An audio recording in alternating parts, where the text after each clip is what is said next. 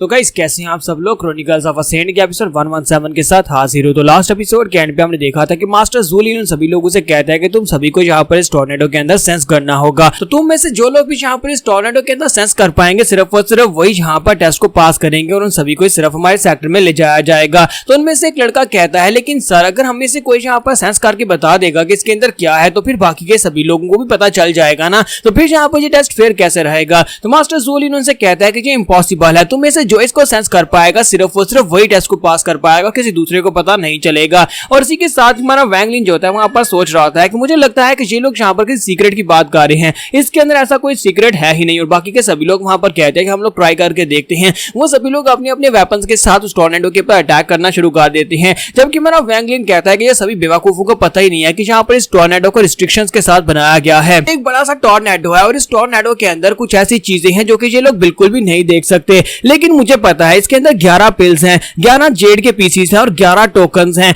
ये सारी की सारी चीजें जो है ये स्पेशली अल्केमी के लिए हैं, लेकिन यहाँ पर मुझे अब पता चल चुका है। तो क्या मैं यहाँ पर इनमें से किसी का नाम बता दूं, क्या मैं यहाँ पर इस तरह पास हो जाऊंगा या फिर मुझे यहाँ पर थोड़ी देर वेट करना होगा। देखते हैं कि इनमें से कौन यहाँ पर पहले पास होता है, क्योंकि मेरे पास यहाँ पर अभी 6 घंटे का टाइम है। और इसी के साथ ही दिखाता है कि टॉर्नेडो के अंदर से एक चीज निकलती है और बड़ी तेजी के साथ उड़ती हुई एक लड़के के पास चली जाती है। वो एक पिल होती है। तो जब उस लड़के के हाथ में अपने आप जाकर एक पिल खड़ी हो जाती है तो बाकी के सभी लोग देखकर बहुत ज्यादा हैरान हो जाते हैं। और इसी के साथ ही मास्टर ज़ूलिन कहता है कि तुमने यहाँ पर टेस्ट को पास कर लिया है क्योंकि यहाँ पर इस पिल ने तुम्हें चूज किया है। तो ये देखने के बाद बाकी के सभी लोग कहते हैं इसका मतलब यह है कि हमें यहाँ पर सेंस करने का कोई फायदा ही नहीं है, हम लोग यहाँ पर ध्यान लगाएंगे तभी हम लोग सेंस कर पाएंगे कि अंदर क्या है, और जो चीज हमें वहां से दिखाई देगी वो सीधी हमारे पास आ जाएगी, तभी हम टेस्ट को पास कर पाएंगे। तुम्हारा वैंग लिन कहता है तो इस तरह से यहाँ पर ये सब कुछ होने वाला है, यानी कि इस टेस्ट का तो कोई मकसद ही नहीं है। असल में यहाँ पर यही होगा कि जिसके अंदर टैलेंट्स होंगे वो पिल्स, वो टोकन्स और जहाँ पर जो चीजें हैं वो सिर्फ और सिर्फ उन्हीं को मिलने वाली हैं जिन लोगों के पास यहाँ पर टैलेंट होगा, जो लोग टेस्ट को पास करने के लायक होंगे, चाहे हम लोग कितना ही ध्यान क्यों ना लगा लें। और मेरे पास यहाँ पर अल्केमी का कोई टैलेंट नहीं है, इसका मतलब यह कि मैं इतनी आसानी से पास नहीं हो सकता। इसी वजह से मुझे यहाँ पर कुछ मैनिपुलेशंस यूज करनी पड़ेंगी, क्योंकि मैं रिस्ट्रिक्शंस का मास्टर हूँ, मैं यहाँ पर किसी भी रिस्ट्रिक्शन को तोड़ सकता हूँ। तो जैसे वहां पर से कोई मेडल या फिर कोई चीज अंदर से बाहर निकलेगी मैं उसके रुख मोड़ दूंगा, लेकिन मैं उसे अपनी तरफ नहीं लेकर आना चाहता। कहीं ऐसा ना हो कि वो मास्टर ज़ूलिन जो है वो इसको देख ले कि मैंने यहाँ पर किसी चीट को यूज किया है। इसी वजह से हमारा वैंग लिन अपने साथ खड़ी हुई लूजुई की तरफ देखता है और कहता है कि चलो इसके ऊपर आजमा कर देखते हैं। और थोड़ी देर के बाद वहां पर से फिर से एक टोकन निकलता है। जैसे वो टोकन निकलकर एक दूसरे लड़के की तरफ जा रहा होता है, हमारा वैंग लिन इसी के साथ ही अपनी स्पेशल टेक्निक को यूज करते हुए रिस्ट्रिक्शंस की मदद से उसके रास्ते को मोड़ देता है और वो वैंग लिन के पास से गुजरता हुआ सीधा लूजुई के पास जाकर खड़ा हो जाता है। तो लूजुई उस टोकन को हाथ में पकड़कर बहुत ज्यादा खुश हो जाती है। तो इस बात से मास्टर ज़ूलिन काफी ज्यादा हैरान होते हैं, लेकिन फिर उन्हें समझ नहीं आती कि यहाँ पर हुआ क्या। तो लूजुई उनसे कहती है कि मास्टर क्या मैंने टेस्ट को पास कर लिया। तो वो उसे कहते हैं हाँ तुमने यहाँ पर टेस्ट को पास कर लिया है क्योंकि तुम्हारे पास यहाँ पर एक जेड है, इसका मतलब यह है कि तुम टेस्ट को पास कर चुकी हो। और इसी के साथ ही हमारा वैंग लिन कहता है ये तो बहुत ही इंटरेस्टिंग है,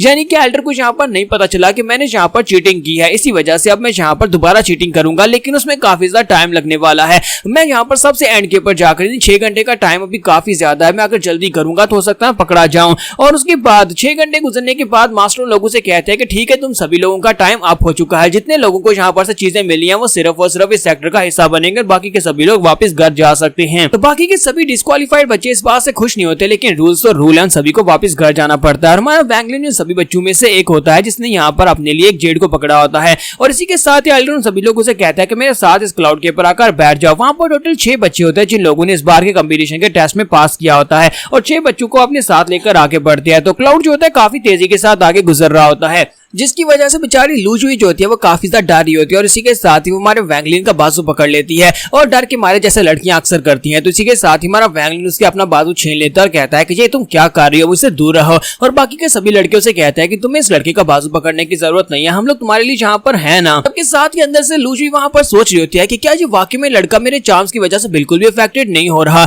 मैं इतनी भी बुरी दिखाई नहीं देती, मैं इतनी सुंदर तो हूँ, फिर भी ये लड़का यहाँ पर मेरी तरफ बिल्कुल भी देखता भी नहीं है। और इसी के साथ ही वो लोग वहां पर से जब आगे निकलते हैं तो बादलों को पार करके दूसरी तरफ निकलते हैं, तो वहां पर बहुत ही अच्छा सीन होता है। तो वो सीन देखने के बाद सभी लोग बहुत ज्यादा खुश होते हैं, स्पेशली लूजुई जो होती है वो सब कुछ देखने के बाद काफी ज्यादा खुश होती है और कहती है ये जगह तो बहुत ज्यादा खूबसूरत है, जहाँ पर बहुत सारे वाटरफॉल्स हैं। और इसी के साथ उन्हें वहां पर साइड के ऊपर एक लड़की दिखाई देती है, तो वो सभी लोग उस लड़की की तरफ देखना स्टार्ट करते हैं। तो वो लड़की कहती है कि देखो तो जरा, लगता है कि हमारे सेक्टर में कुछ नए मेंबर्स की एंट्री हुई है, तो क्या यही वो डिसाइपल्स जिन लोगों ने इस बार के टेस्ट को पास किया है। तो वो लड़की जो होती है उन लोगों से कहती है कि यहाँ पर देखो जरा एक बहुत ही खूबसूरत लिटिल सिस्टर भी है। उम्मीद करती हूँ कि ये लिटिल सिस्टर वहाँ पर आने के बाद हमारी मास्टर से अपनी डिसाइपल चूज कर ले। मैं जाकर अपनी मास्टर को तुम्हारे बारे में बताऊंगी। ये बात सुनने के बाद लूजी बहुत ज्यादा खुश हो जाती है और कहती है कि सीनियर सिस्टर तुम्हारा बहुत बहुत शुक्रिया मेरे लिए यहाँ पर इतना सारा कॉम्प्लीमेंट करने के लिए। इसी के साथ ही वो लड़की जो होती है वहाँ पर जूलिन के बारे में भी कमेंट करती है और कहती है कि लगता है कि इस बार का जो कंपटीशन था यानी इस बार की जो रिक्रूटमेंट प्रोसेस थी वो सारी की सारी प्रोसेस जब ब्रदर जूलिन नहीं परफॉर्म किया, जिसकी वजह से इस